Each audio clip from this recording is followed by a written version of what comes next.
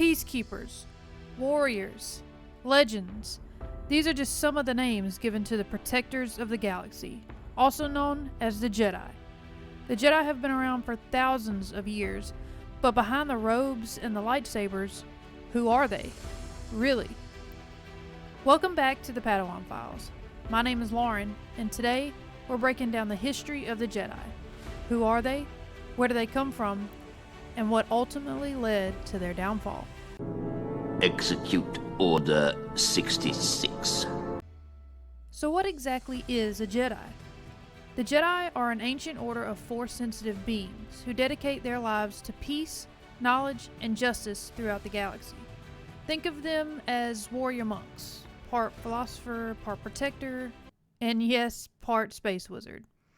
The Jedi Order itself began around 25,000 BBY, or before the Battle of Yavin. And to further explain this, it is the battle where Luke blows up the Death Star in A New Hope. The Order has served as a spiritual and diplomatic guide that is deeply connected to the Force. And the Force is an invisible energy field that binds all living things together. But to the Jedi, the Force isn't just power. It's philosophy, it's balance, it's life. They follow what's called the light side of the Force, meaning that they resist fear, anger, and hatred and are always guided by the Jedi Code, which is just a core belief system which teaches self-discipline and mindfulness. They are trained to live without attachments, to avoid personal desires, and to protect others selflessly, even at great cost.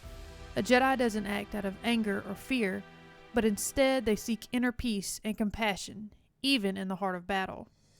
This is the way of life for every Jedi, from the lowest youngling to the wisest master. And we can't forget about that glowing weapon that they carry, the lightsaber. It's a symbol of their commitment to defend and protect, but it's also a strong weapon when peace fails.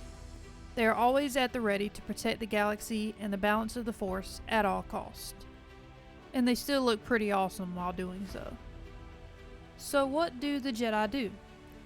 The Jedi serve the Galactic Republic as ambassadors, generals, peacekeepers, and spiritual leaders. In peacetime, they mediate disputes and train their Padawans, or their Jedi apprentices. But when war breaks out, like during the Clone Wars, the Jedi take up arms as commanders of the Republic's clone army.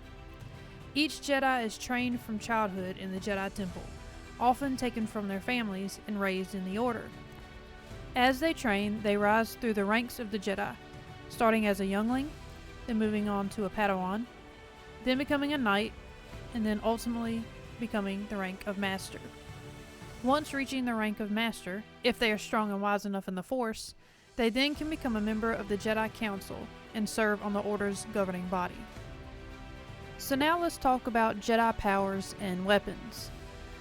To outsiders, Jedi powers may seem like magic, but to the Jedi, these abilities are simply the result of a deep connection to the Force. Through discipline, meditation, and training, the Jedi are able to channel the Force to enhance their bodies and minds in ways most beings can't comprehend. Here are just a few of their most well-known abilities. Telekinesis, moving objects with their mind, from lifting stones to flinging enemies across a battlefield.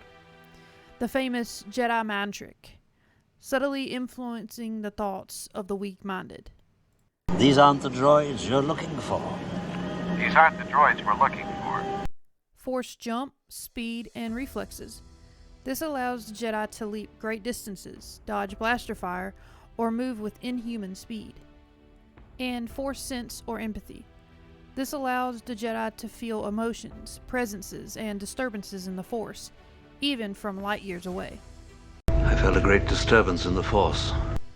And yet, despite all these powers, the Jedi are taught restraint, using the Force for knowledge and defense only, never for attack.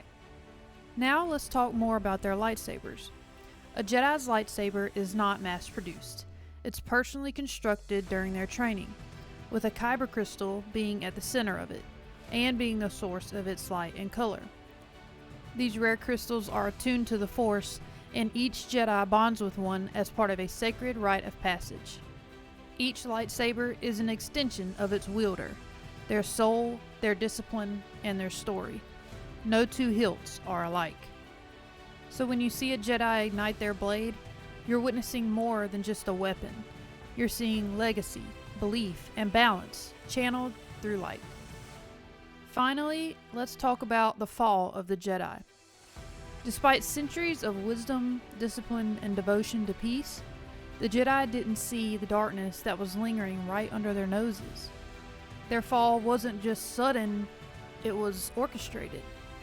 The Jedi had become generals in a war they didn't start, fighting for a republic that was already rotting from within, because unbeknownst to them, the Republic's Supreme Chancellor, Sheev Palpatine, was in fact Darth Sidious, a Sith Lord who had spent decades manipulating galactic events from the shadows.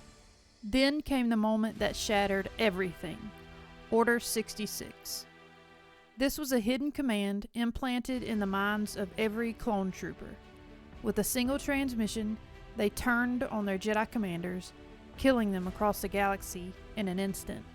The Jedi Temple on Coruscant was stormed, the Council was wiped out, and the few who survived, like Yoda, Obi-Wan, and Ahsoka Tano, were forced into hiding. To the galaxy, the Jedi were branded as traitors. And to the Sith, the plan was complete. The Republic became the Empire. And Anakin Skywalker, the Chosen One, he was twisted into Darth Vader and became the enforcer of a new galactic order. But even in their darkest hour, the Jedi spirit was not extinguished. Legends would rise, hope would return, and a new generation, like Luke Skywalker, would carry the flame forward. Because as long as there is the Force, the Jedi will never truly be gone. So now you know, the Jedi aren't just heroes in a galaxy far, far away. They're symbols of hope, balance, and resilience. If you found this helpful, give it a thumbs up, and don't forget to subscribe and hit the bell to get notified about future uploads. And if you have any questions or want to suggest a topic, drop it in the comments below. Next time, we'll dive into their ancient rivals, the Sith. Until then, thanks for watching, young Padawans, and may the Force be with you. This has been the Padawan Files.